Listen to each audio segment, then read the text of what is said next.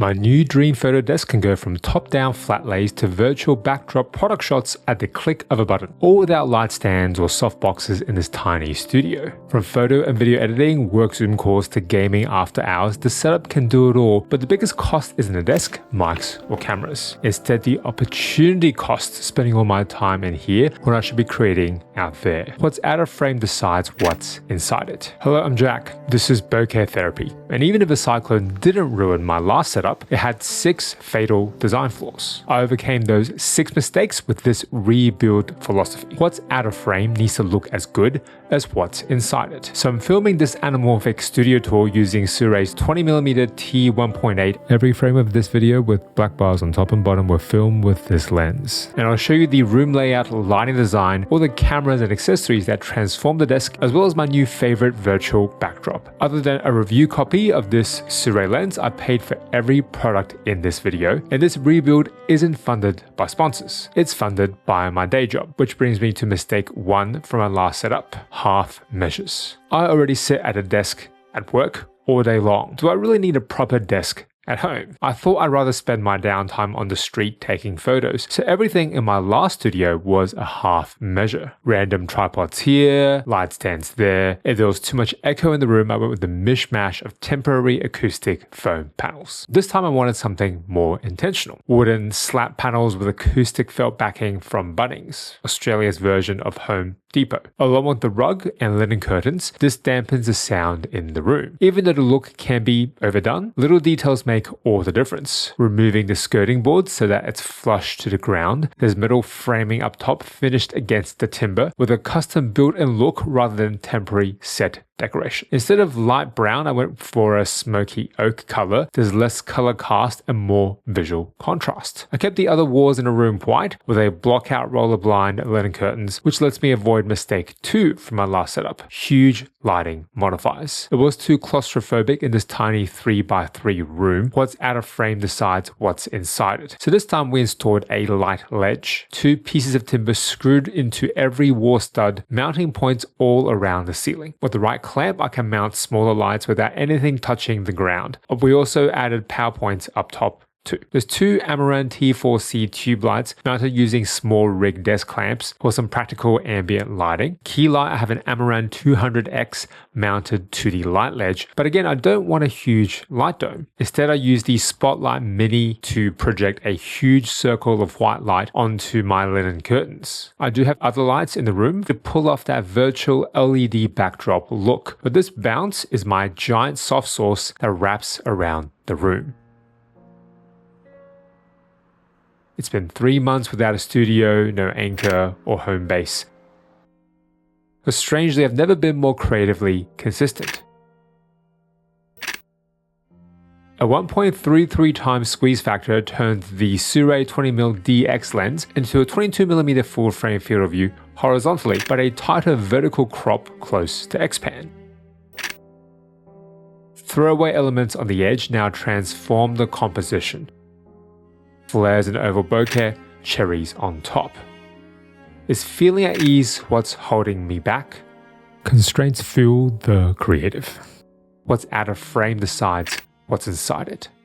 The third mistake I made in my last studio was the IKEA benchtop on Alex drawer combo. It looks good, but not great for ergonomics. It's only about 60 centimeters deep, a little too tall at its fixed height of around 75 centimeters. No room to really rest my arms, especially with all the photo and video accessories I need. I wanted a standing desk this time around to customize the ergonomics, but there are so many desk options. I went with a local company, Desky. Their warehouse is only 30 minutes away from me, so I could go to the showroom to choose the size and finish in person.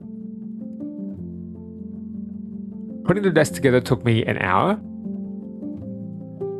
I also want a great cable and power management. All the DIY solutions I've tried aren't that great. Integrated power boards, up to 10 outlets, a huge cable tray. There's enough space in the front and behind to tuck in cables. Their monitor stand is actually what sold me on the desk ecosystem overall. It can fit a Mac Studio under it. It has wooden, not metal feet, so it doesn't scratch the desk surface. It's also quite a bit cheaper than Grove Made or Bololo. I've got the desk on caster wheels, and I can adjust the height when shooting against my virtual backdrop. They do have an app, but I prefer physical controls. But the fourth mistake I made in my last studio was too little negative space. What's outside the frame decides what's inside it. And this time my accessories need to be either hidden away or look good on camera if needed. Battery chargers and card readers are just ugly black boxes, so I hid those in and around the monitor stand. My desk mat from Journey is reversible, both felt and faux leather sides. It has a magnetic charging module, so I don't need a separate charging dock. The heart of this part of the setup is the Samsung 32-inch G81SF OLED monitor. It's either a bargain or overpriced depending on your use case. OLED isn't the most accurate display for photo and video editing, but my work is 90% digital and everyone's viewing it on OLED phone screens anyway. Variable up to 240Hz refresh rate, useless for photo editing. Helpful for video though, it lets me judge if the motion blur of my footage looks natural. The main reason I went with this panel though is its matte finish. All the gamers hate this, but for me it's closer to that nano texture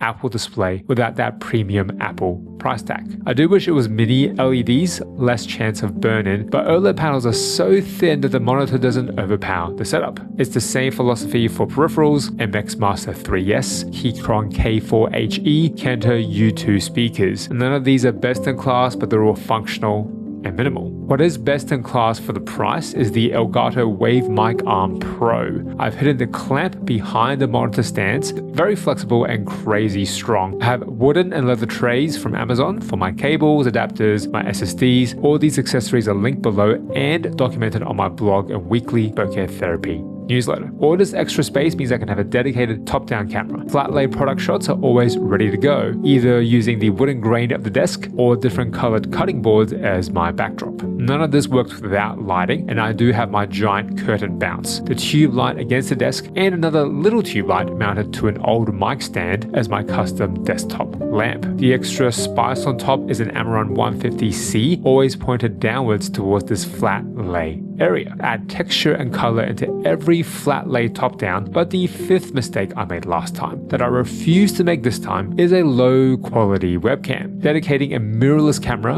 on the desk specifically for Zoom calls seems like overkill, but online impressions matter if your work is in any way creative. Using those same small rig desk clamps, I've mounted a camera with plug-in power and HDMI out to an old LG monitor. Any camera with an HDMI out and flipped screen will do. I've been using FX3s in my workflow for 5 years, but if I had to start from scratch, I'd go something cheaper, Nikon Z30, Sony a6400, or a Fuji X-T30. I paired it with an Elgato prompter alongside a Stream Deck XLR for my microphone input. Because all my lights are from Amaran, I can use the Stream Deck and the Amaran app to control my studio lighting. In addition to my curtain bounce key light, or the tube lights, the 150C for the top-down flat lay accent light, I do have another 200x projecting a light behind me. If you're meeting clients, that extra webcam quality matters. It helps put people on the other line at ease.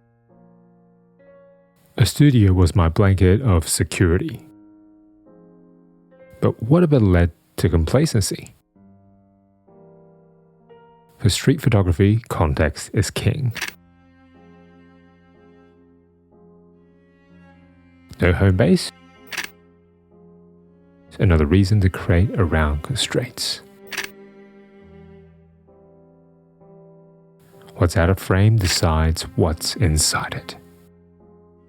The sixth mistake I made in my last studio is the basis of my whole redesign philosophy. The reason I built a virtual backdrop set, too much had to be left out of frame. In a small creative space, every wall and corner matters. And with all the previous clutter, there were very few angles that look good on camera. The virtual backdrop is the most versatile part of my whole photo desk setup. I've wall mounted a TV as an LED backdrop, inspired by the all LED war VFX in The Mandalorian. I can play a clip of whatever I like on the TV, say a Tokyo urban scene, and I get so many different product style shots all from the same location. This is a 65-inch. It fills the background even when shooting on a lens as wide as the Sirui 20mm. A bigger TV does help to sell this effect, as does a color matched tube light. And the last part of the studio is actually the only part that's still I'm finished. But before I get there, thanks again to Surrey for sending this lens out for testing. All the footage you've seen throughout the video has come from this lens. I found the autofocus to be reliable, the build quality to be great, the effect almost X-pan when de-squeezed really nice. This is also quite a bit smaller than the 40mm alternative. I do wish on the ZF we can shoot DX lenses in full frame mode to get slightly more megapixels, but it's not on Surrey, this is on Nikon. It's a really fun lens to try out, but what's not fun to think about is storage. I'll eventually move all my cameras and lenses into this IKEA Nordly cabinet. Big, spacey drawers, perfect for cables and my camera bags. 2. These exposed shelves behind me aren't supposed to be exposed. I'm still waiting on sliding doors so I can hide things that don't look good on camera. For the moment, I'm using this bottom half to store my leather and denim jackets. I'm actually planning a second channel on Japanese fashion and craftsmanship later this year. Let me know if you're obsessed by this as I am in the comments below. But you don't need a setup like this to film high quality videos. I actually spent the past 3 months filming out of a tiny little cupboard. That setup is linked here if you're interested. This constraint is gone. It's time to find another. I'm Jack. This is Bokeh Therapy. It feels good to be back.